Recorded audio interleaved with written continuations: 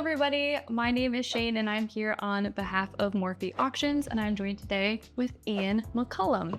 He is here doing a promo for one of our upcoming auctions. So we just wanted we snagged him in his busy day and want to ask him a couple quick questions. So thank you so much for being here today. Oh, you're welcome. Love coming here. There's always a tremendous amount of cool gun stuff to film here. So you've had Forgotten Weapons for almost 15 years now. Yeah. Which is amazing. So I'm sure in that time you've seen a lot of changes to the industry, the firearm world. Is there anything that stands out that's been specifically exciting for you, technology-wise, or just general trends? So most of what I cover is older firearms, looking at changes that happened 100 or 200 years ago. Mm-hmm. That said, it is also really cool to see stuff that's changing in real time today, which isn't really the guns. I think the firearms that we see today fundamentally haven't really changed in about 100 years, but the optics and the integrated electronic systems really have. We're starting to see today, well, obviously red dot sights have come around in a big way in the last 10 or 20 years, but today we're starting to see things that actually have integrated data. Scopes that can calibrate bullet drop at range, laser rangefinders integrated into scopes, and then sometimes integrated into calculating systems to move the dot on the scope to tell you what's your drop going to be at a given range. Some of the military stuff that's integrating GPS and land navigation, night vision, thermal technology, that's where there's huge technological change happening on a year-to-year basis. But the gun itself is staying pretty similar. Yeah, the gun's the same as it's always been. That's so interesting. Okay. Yeah. We essentially are still running a standard Army rifle that was developed in the 1950s. And it's not that it's really obsolete, it's just that's the standard technology. If we look back in history, we had muzzle-loading flintlocks for hundreds of years before they were replaced with a new technology of the percussion cap, the mercury fulminate percussion cap. Okay. That was a fundamental change in technology, and it made the flintlocks obsolete quite quickly. We had percussion guns for a long time at this plateaued level of technology before we got something new in the form of metallic cartridges. And at some point, we will get some other fundamental shift in technology that will change the way guns themselves work. But it hasn't happened yet, and I don't think it's anything that we can really easily predict. But I'm surprised they stay for that long period of time. So it just kicks out the previous thing, and then you're just stuck with a tried and true. That's so interesting. Things are definitely getting more efficient. Yeah. Like the designs are getting tweaked. You're getting, the newest designs can get you 0.1% here, 0.1% there of increased efficiency.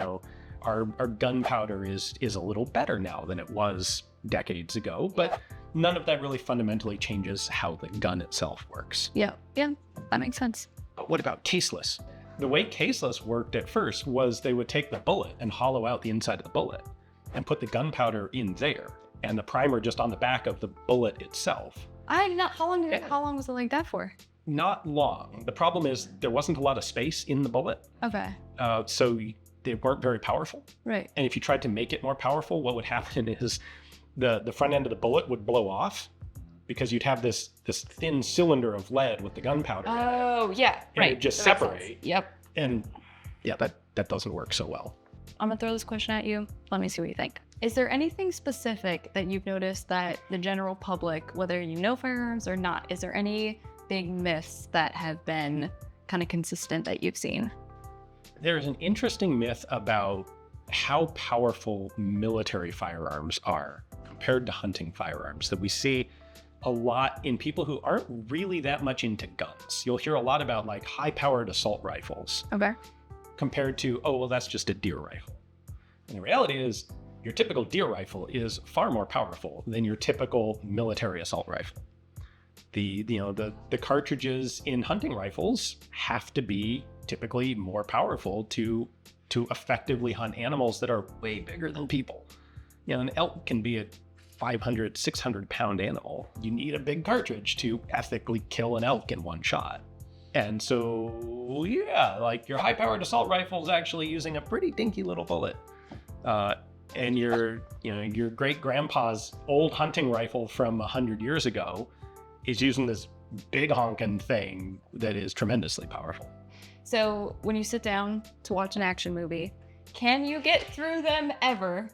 Or is there any that do it really well that you can? Or There are a few. Okay. Few and far between.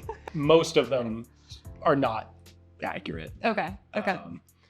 I've just kind of accepted it, and I'm willing to overlook it. But it is fun to look at films, action movies, war movies, and pull apart what did they do right, what did they do wrong. I've done a bunch of videos of here's what they got wrong in this one or this movie, that movie. Yeah. I think probably one of the best that people know about is Heat. Okay. Yeah. Heat does an awesome job with its firearms. They had some really good technical advisors on the film, and it helps that they're not recreating a specific real incident. Usually where you see technical gun problems are more historical war movies where the gun handling may be good, but the props are not quite right because theoretically they have to recreate exactly what was used in this real situation. You can get a movie like Heat or Way of the Gun. It's an older one. I'm dating myself with that. Benicio del Toro and Juliette Lewis, I think. Is there a dream gun that you would ever want to work with or have worked with before and would like to revisit at some point?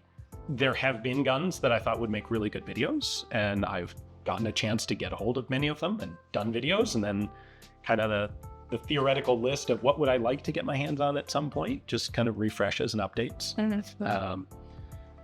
A lot of that stuff is sort of prototype.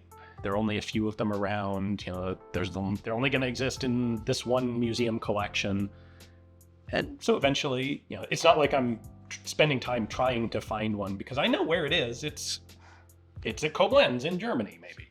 And eventually I'll get into that museum and I'll have a chance to film it. Yeah. Find something else. Okay, well, thank you so much for your time today. Is there anything that you would like to plug or any new projects you're working on that are coming out soon? Oh, I'm always working on something new. The next project I have that's coming out is going to be a book on Cold War battle rifles, which I'm really excited about. And then, of course, I'm filming a couple dozen videos here at Morphy's. So those will all be posting on YouTube. So Forgotten Weapons on YouTube, as well as all the other platforms I'm on, Floatplane Player, and of course the History of Weapons and War streaming service. Amazing. Okay, thanks so much.